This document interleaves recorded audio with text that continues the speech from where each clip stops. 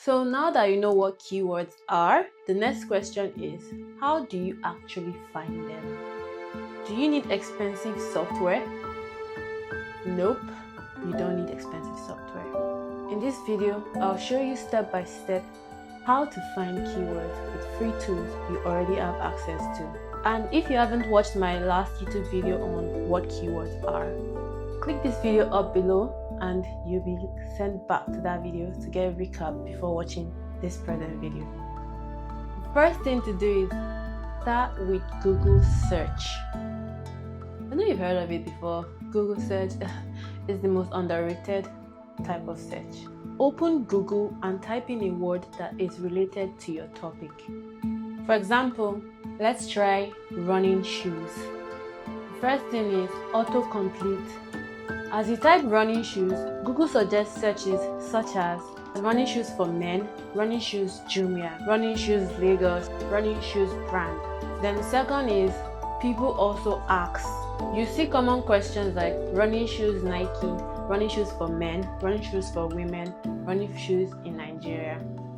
Then the third and last one is related searches. Scroll to the bottom of Google's page and you'll find even more ideas. So what I'll suggest is copy these phrases into a spreadsheet. You're already building your keyword list already. Another thing you can do is use AnswerThePublic. To find that, you have to go to AnswerThePublic.com. This free tool takes your keywords and shows you every single question they are asking about it. For example, type SEO and you see questions like, what is SEO in marketing? How does SEO work for beginners? Why is SEO important? So something to consider while you're starting your search is questions make good blog posts, YouTube videos, and FAQs.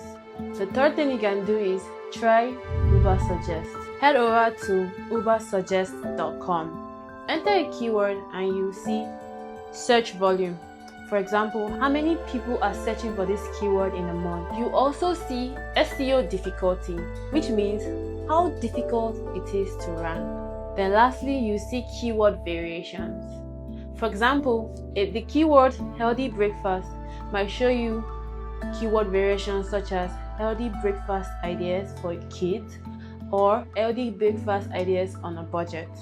As a beginner, I'd recommend you go for keywords with a lower difficulty and a decent amount of search volumes. Search volumes, for example, you can look at search volumes of 100 to 1000 per month. The fourth step I'd recommend is explore forums and communities. Not all keyword ideas come from tools.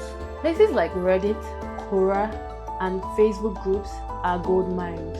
If people keep asking the same question in a community, that's a keyword that's worth targeting.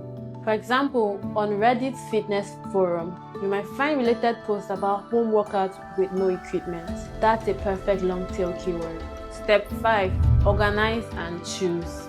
By now, you should have a list of perfect keywords you want after following every step in the beginning of the video. So let's move on right into it and pick the best keywords. Look for long tail phrases, about 3 to 6 words. Check if people are really searching for them on places like Google Autocomplete or Ubersuggest. Make sure they match your content goals if they are going to be informational or transactional. So the best thing I'd advise you to do is start with 3 to 5 keywords you can actually rank for, and over time you can grow. You can grow the amount of keywords you can add. Step 6. Plan your content. Now, after doing everything we've talked about, take your chosen keywords and brainstorm content ideas you can come up with them. You can also use ChatGPT to write your script, but you can think also, what can I create out of these keywords? But the fastest way is to use chat. But if you like something more original, you can also think of a topic before giving chat. So chat is following your lead, not you following chat's lead, so you'll not be totally confused. For example, for a blog post, you can come up with a question like 10 healthy breakfast ideas for kids. For a YouTube video, you can start with a topic like how to start a YouTube channel in 2025, step by step. For a social media post as well, you can come up with a post like answering a question people also ask about in your video. The tip I'll give you now is don't just collect your keywords. Use them to guide real content creation. So there you go. Finding keywords doesn't require any fancy tools, but it does take a lot of time and effort. So if you're ready to give that time and effort, you're good to go. We just Google search Answer the Public, Ubersuggest, or community question.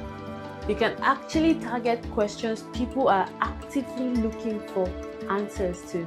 In my next video, I'll be showing you how exactly to use these keywords inside your content so Google actually ranks you. That's where on-page SEO comes in, so don't miss it.